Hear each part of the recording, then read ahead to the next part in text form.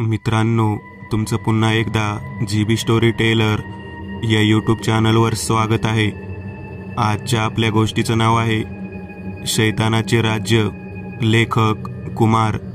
पण गोष्ट सुरू करण्याआधी जर कोणी या चॅनलवर पहिल्यांदाच आलेले असाल तर त्यांनी ह्या चॅनलला सबस्क्राईब करायला विसरू नका। चला तर मग अजिबात वेळ न घालवता गोष्टीला सुरुवात करूया।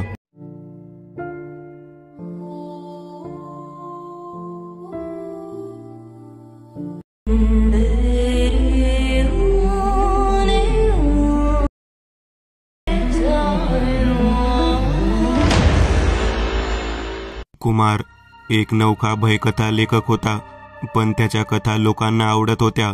त्याच्या काही कथा या वास्तववादी आणि खऱ्या घटनेवर प्रेरित असत। तो अशा लोकांना जाऊन भेटत होता ज्यांच्या सोबत या घटना झाल्या आहेत, आणि जिकडे झाल्या आहेत तिकडे तो भेट देऊन येत असे।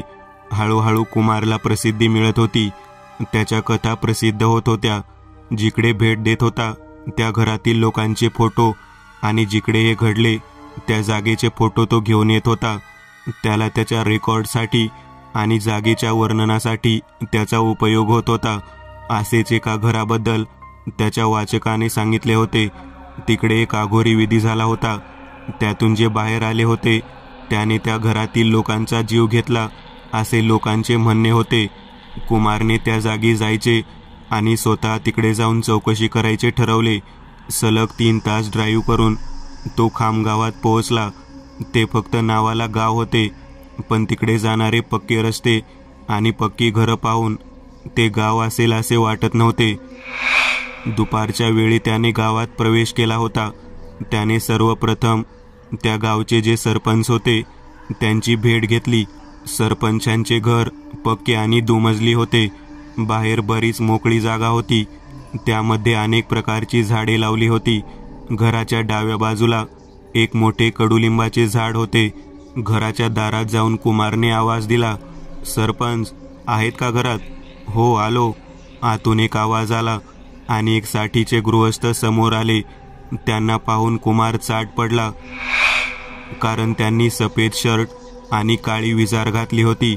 डोळ्यावर पण भारीचा चष्मा आणि केस कलप करून काळे केले होते। हे सर्व कुमारच्या कल्पनेच्या पलीकडचे होते, कारण त्याला वाटले होते सरपंच म्हणजे धोतर, गांधी टोपी आणि सदरा, पण हे काहीतरी वेगळे होते। नमस्कार सर, मी कुमार, पेशाने एक भयकथा लेखक आहे। मी वास्तववादी कथा लिहितो, म्हणजे काही भारलेल्या जागा असतात, मंदिरे, किल्ले, ह्यांना भेट देऊन त्यामागची कथा समजून त्यात थोडे बदल करून मी कथा लिहितो। माझी काही पुस्तके नुकतीच प्रकाशित झाली आहेत। तुमच्या गावाचे नाव माझ्या एका वाचकाने सुचवले आहे। या गावात सुद्धा असे काही घडले आहे, म्हणजे घर आणि त्यामध्ये काही अघोरी विधी झाला वगैरे। तो बोलून थांबला तसे सरपंच काही वेळ त्याच्याकडे पाहून मग म्हणाले, तुम्ही काय करणार? ते ऐकून पुस्तक लिहिणार का? सरपंचांनी विचारले। हो, म्हणजे विचार तरी तोच आहे, कुमार हसत म्हणाला। सरपंचांनी एकदा त्याच्याकडे निरखून पाहिले आणि म्हणाले, या बसा, बसून बोलू, सरपंच म्हणाले, आणि त्यांनी त्या कडुलिंबाच्या खाली असलेल्या खुर्चीवर बसवले। माझे नाव श्रीरंग पोटे, बोला, काय माहिती हवी आहे? त्याचे काय आहे ना, मी मुंबईला होतो नोकरीला। आता 5 वर्ष आधी मी गावात आलो। तसे माझा जन्म, शिक्षण सर्व इकडे झाले होते, आणि वडील ते सरपंच होते, म्हणून मग आता मी। सरपंच हसत म्हणाले। खरे तर कुमारला यामध्ये काही रस नव्हता, पण तो त्यांना टाळू शकत नव्हता। मला ते गुप्ते परिवाराबद्दल माहिती हवी आहे। ते काही अघोरी साधना काहीतरी करत होते आणि त्यात त्यांचा मृत्यू झाला, असे काही होते ना? कुमारने विषयाला हात घातला। हो, गुप्ते चांगली माणसे होती, पण असे अचानक काय डोक्यात खूळ गेलं काय माहीत। तुम्ही चहा घेणार का? सरपंचाने विचारले। खरे तर कुमारला माहितीशिवाय काही नको होते, पण नाविलाज म्हणून त्याने होकारात मान डोलावली। चहा पाणी झाले तसे कुमारने पुन्हा गुप्तेबद्दल सरपंचांना आठवण करून दिली। खूप चांगली माणसे होती, पण अचानक वाम मार्गाला लागली आणि होत्याचे नव्हते झाले। परिवारात फक्त 3 जण होते, सविता गुप्ते, आणि तिचा मुलगा राजेश आणि सून राजश्री गुप्ते. राजेश आणि राजश्रीला मूल होत नव्हते. देवदेव झाले, डॉक्टर झाले, बाबा फकीर झाले, पण काही फरक पडला नाही. मग त्यांनी काळ्या शक्तीची मदत घेण्याचे ठरवले आणि एक दिवस होत्याचे नव्हते झाले. त्या काळ्या शक्तीने त्यांनी एका सैतानाला जागृत केले. बस त्यानंतर त्याचा मुलगा राजेशला त्या सैतानाने पछाडले होते. तो रोज एकच वाक्य बोलायचा, मी शैतान आहे आणि मी कोणाला नाही सोडणार, सर्वांना मारून टाकणार, कोणी नाही वाचणार. एकटा राहायचा, वेड्यासारखा करू लागला. त्याची अवस्था एवढी बेकार झाली होती की पाहणारा त्याला घाबरून जाईल. स्वतःच्या हाताने स्वतःला ओरबाडून घेतले होते. डाव्या हाताची करंगळी सुद्धा त्याने आपल्या दाताने तोडून काढली होती.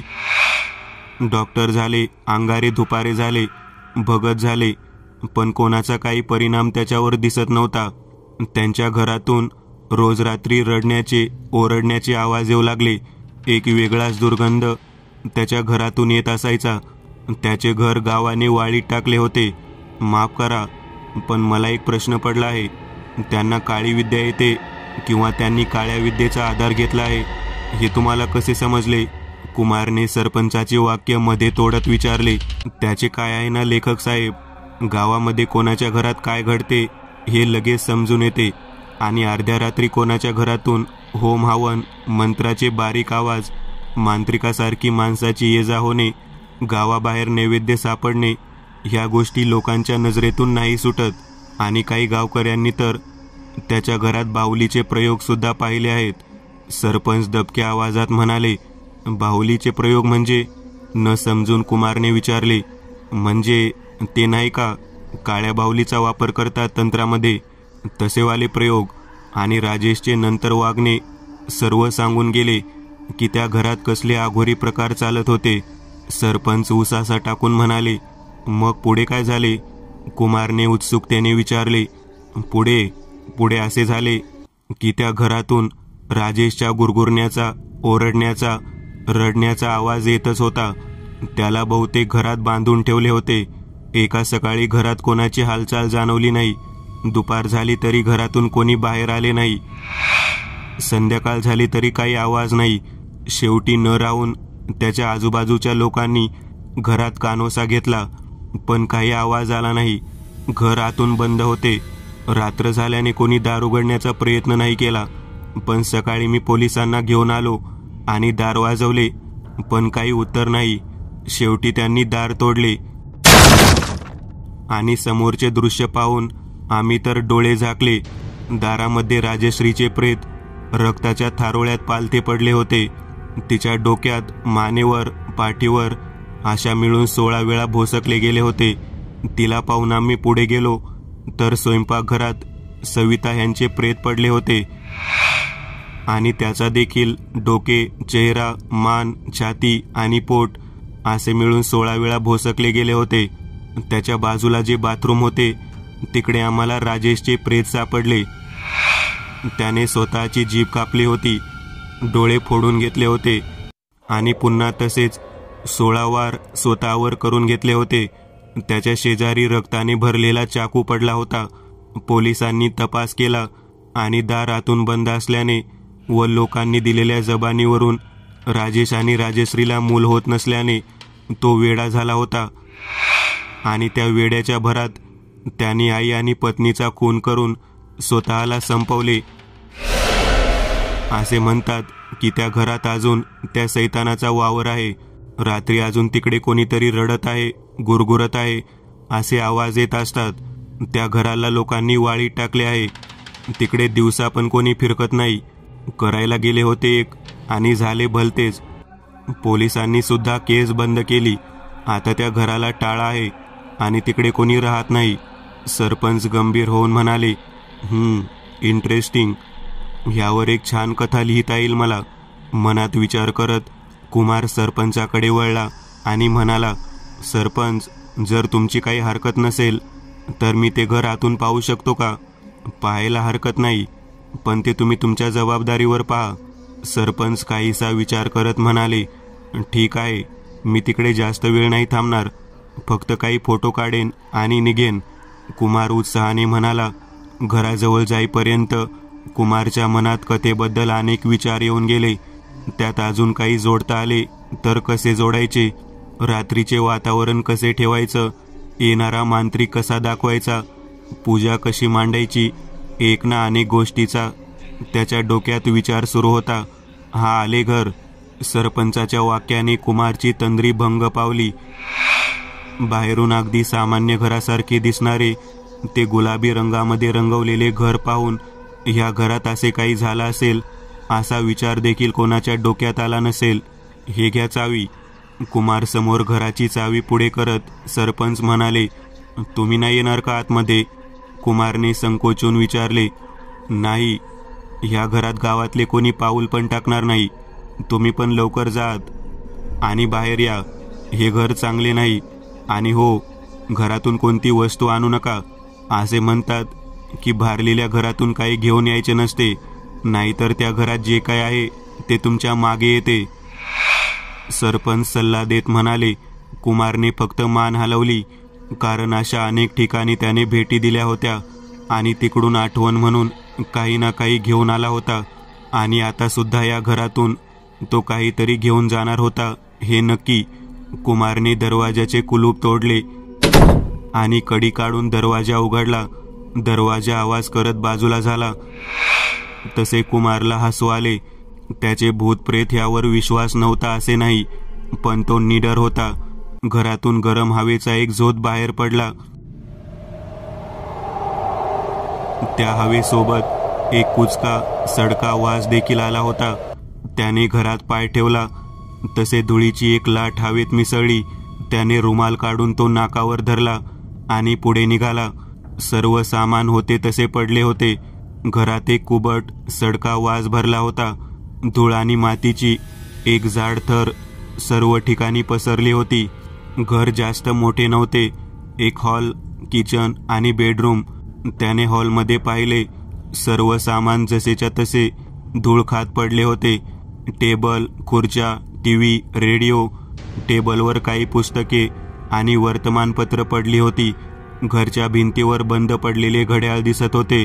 कुमारने आपला कॅमेरा काढला आणि तो फोटो घेऊ लागला. फोटो घेत असताना अचानक त्याला त्याच्या डाव्या बाजूला कोणाची तरी चाहूल लागली. तसे तो झटकन त्या दिशेने वळला, पण तिकडे आत कोणी नव्हते. तो उठला आणि हळूहळू किचनच्या दिशेने निघाला. घरात जरा अंधार दाटून आल्यासारखं वाटत होतं.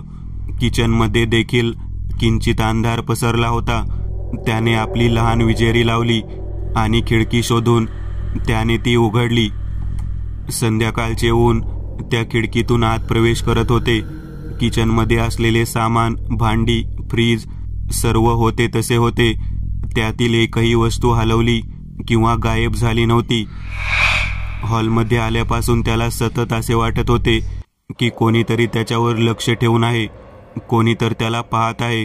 हा विचार करत असताना अचानक त्याच्या मागून कोणीतरी पळत गेल्याचे जाणवले आणि झटकन मागे वळला, पण मागे कोणी नव्हते. कदाचित भास झाला असेल असा विचार करून त्याने स्वयंपाकघराचे काही फोटो काढले. त्याने आपला मोर्चा बेडरूमच्या दिशेने वळवला. बेडरूमची अवस्था पण काही चांगली नव्हती. धूळ आणि मातीचे साम्राज्य पसरले होते. एक धुळीनं माखलेला बेड, त्याच्या शेजारी एक लाकडी कपाट होते. टेबल आणि खुर्ची आणि एक पाल उघडी असलेली खिडकी, जिच्यातून मागे असणारा मोकळा माळ दिसत होता. कुमारने कपाट उघडले आणि त्याला आश्चर्याचा धक्का बसला. त्या कपाटामध्ये साड्या, शर्ट, पॅन्ट अशी सारी कपडे भरून ठेवले होते. त्यातील एकही वस्तू कोणी घेतली नव्हती. कुमारने त्या कपाटाचे ड्रावर तपासले. त्यामध्ये त्याला काही फाईल्स सापडल्या आणि त्यासोबत होता एक चमचमता काचेचा काळा गोळा. मध्यम आकाराचा तो काळा गोळा त्याने नीट निरखून पाहिला. हाताला तो थंड लागत होता, पण त्यामध्ये काही विशेष असे दिसत नव्हते. जर तो विशेष नाही तर मग इकडे कपाटात का ठेवला असेल असा विचार करून त्याने तो आपल्या बॅगमध्ये ठेवला. जसे त्याने तो बॅगमध्ये ठेवला तसे त्याला बॅग जरा जड लागू लागली. त्याच्या कानावर कोणाचा तरी हसण्याचा आवाज आला. एक लहान मूल हसले, तसा पण जरा जाडा आवाज होता. त्याने आजूबाजूला पाहिले, पण तिकडे कोणी नव्हते. त्याने खोलीचे काही फोटो घेतले आणि तो बाथरूमच्या दिशेने वळला, जिकडे राजेशने स्वतःला संपवले होते. बाथरूमचे तापमान बाकी खोल्यापेक्षा जरा जास्त गरम जाणवत होते. त्याने 1-2 फोटो काढले आणि तो वळाला, पण त्याच्या मागे जो आरसा होता त्यामध्ये काळी कुट्ट धुराच्या प्रतिमेने आकार घेतला, जिचे कान, नाक, ओठ असं काही अवयव नव्हते. होते ते फक्त 2 डोळे, लाल निखाऱ्यासारखे फुललेले, जे कुमारच्या पाठमोऱ्या आकृतीवर खिळले होते. पूर्ण घर फिरून कुमार बाहेर पडला. हळूहळू अंधार पडू लागला होता. त्याने आजूबाजूला पाहिले तर सरपंच त्या घरापासून 10 हात लांब उभे होते. त्याच्यासोबत अजून काही माणसे उभी होती. त्यांना असे उभे पाहून हसू आले. त्याने कडी घालून टाळा लावला आणि तो सरपंचांच्या दिशेने निघाला. त्याने सरपंचांना चावी दिली. कुमार, त्या घरातून काही घेतले नाही ना तुम्ही? सरपंचांनी विचारले. त्यावर कुमारच्या डोळ्यासमोर त्या घरातील सर्व वस्तू दिसल्या, ज्या घर बंद असून कोणत्याच वस्तू चोरीला गेल्या नव्हत्या. बेडरूमच्या मागे तर मोकळा माळ होता. चोरी करून पळून जाऊ शकतो, पण सर्व वस्तू जागेवर होत्या. काही या लोकांच्या अंधश्रद्धा, असा विचार करून कुमारने नकार दिला. धन्यवाद सरपंच, तुमच्यामुळे मला कथेला पात्र आणि कथा मिळाली. कुमार हात जोडून म्हणाला. अरे हरकत नाही, पुस्तकामध्ये माझे पण एक पात्र टाका आणि पुस्तक प्रकाशित झाले की मला नक्की द्या वाचायला, सरपंचांनी विचारले. सर्व गाव त्या दोघांना पाहत होता. राजेशच्या मृत्यूनंतर त्या घरात कोणी गेले नव्हते आणि पोलिसांनी बंद केलेले घर कोणी उघडले नव्हते. सरपंचांनी राहायची विनंती केली, पण कुमारने कामाचा बहाणा देऊन ती स्वीकारली नाही. चहा पाणी घेऊन कुमार आपल्या गाडीने शहराकडे निघाला. त्याला सतत असे वाटत होते की गाडीच्या मागच्या सीटवर जी बॅग आहे तिच्या शेजारी कोणीतरी बसले आहे. याआधी त्याने अनेक भेटी दिल्या होत्या, पण तेव्हा त्याला असे विचित्र जाणवले नव्हते. साधारण 8च्या सुमारास कुमार घरी आला, फ्रेश झाला आणि जेवून तो कथा लिहायला बसला. कुमारचे लग्न झाले होते, पण कथा लिहायची खोली वेगळी होती. त्याने आधी सरपंचांनी दिलेली माहिती नीट ऐकली आणि मग त्याने काढलेले फोटो पाहिले. फोटो पाहत असताना त्याचे लक्ष त्या गोळ्यावर गेले, जो आता फिकट लाल म्हणजे गुलाबी रंगाचा झाला होता. त्याचा बदलता रंग पाहून कुमारला शंका आली आणि त्याने त्याचा फोटो काढून स्कॅन केला आणि नेटवर त्याविषयी काही माहिती मिळते का हे शोधू लागला. काही वेळात त्याच्यासमोर एक पेज ओपन झाले. त्यावर मोठ्या अक्षरात लिहिले होते, शैतानाचे राज्य. तो ती माहिती वाचू लागला. हा गोळा साधारण असा नसून त्यामध्ये पाहून तुम्ही अंदाज बांधू शकता की कोणती आत्मा तुमच्या सोबत आहे. काळा गोळा जर सफेद झाला तर चांगली आत्मा आणि लाल झाला तर वाईट आणि जर गडद लाल झाला तर सैतान आहे असे समजावे. त्याने पुन्हा गोळ्यांकडे पाहिले, पण त्याला काही बदल जाणवला नाही. हे सर्व गुप्तेयांना कोणी दिले असेल, कारण सरपंचांना पण माहिती नाही जास्त. माहीत असते तर त्यांनी सांगितले असते. ही काळी विद्या कोणी शिकवली असेल त्यांना, आणि ते तरी का सांगणार? कोणी शिकवले असे कोण बोलेल मी काळी विद्या करतो? हे मला काल्पनिक करावे लागेल. 16 वेळा भोसकले आणि स्वतःची जीभ कापून डोळे फाडून घेतले म्हणजे नक्कीच हे त्या काळ्या शक्तीने करायला भाग पाडले असेल. आणि काही वेळासाठी राजेश भानावर आला असेल, तेव्हा त्याला चूक समजून त्याने स्वतःला मारून घेतले, किंवा त्याचे शरीर त्या शक्तीला नको असेल म्हणून तिनेच त्याला मारले. कुमार विचारात अडकला होता. तसे त्याला मागे काही हालचाल जाणवली. त्याने मागे पाहिले, पण मागे कोणीच नव्हते. चला कुमार शेठ, लागा कामाला, कुमार स्वतःशी बोलला आणि लिखाण सुरू केले. तेव्हा रात्रीचे 11 वाजले होते. कथा लिखाणाची तंद्री कुमारला लागली. त्याची बोटे लॅपटॉपवर सफाईदारपणे फिरू लागली होती. डोक्यात तयार होणारी वाक्यरचना तो झटपट उतरवत होता आणि लिहित असताना त्याच्या कानात एक हलकाच आवाज घुमला. मला तुझ्यात प्रवेश हवा आहे. काही क्षण काय झाले हे कुमारला समजले नाही. तो थांबला, पण पुन्हा त्याने लिहायला सुरुवात केली. पुन्हा त्याच्या कानात तोच आवाज घुमला, पण ह्यावेळी जरा जास्त जोरात. कुमार घाबरला. त्याने भीत भीत आजूबाजूला पाहिले, पण कोणी नव्हते. कदाचित भास झाला असेल असे समजून तो पुन्हा लिहू लागला. तसे त्याच्या टेबलवरचा दिवा जोरजोरात बंद चालू होऊ लागला. त्याच्या लॅपटॉपमध्ये लिहिलेलं सर्व गायब झाले. त्या जागी एक काळपट लाल स्क्रीन आली आणि पुन्हा तोच आवाज घुमू लागला. मला तुझ्यात प्रवेश हवा आहे. लॅपटॉपमधून लाल गरम रक्ताच्या चिळकांड्या बाहेर पडू लागल्या. त्याचे शिंतोडे कुमारच्या अंगावर देखील उडले होते. तो घाबरून जागेवरून उठला आणि मागे दरवाजाच्या दिशेने जाऊ लागला.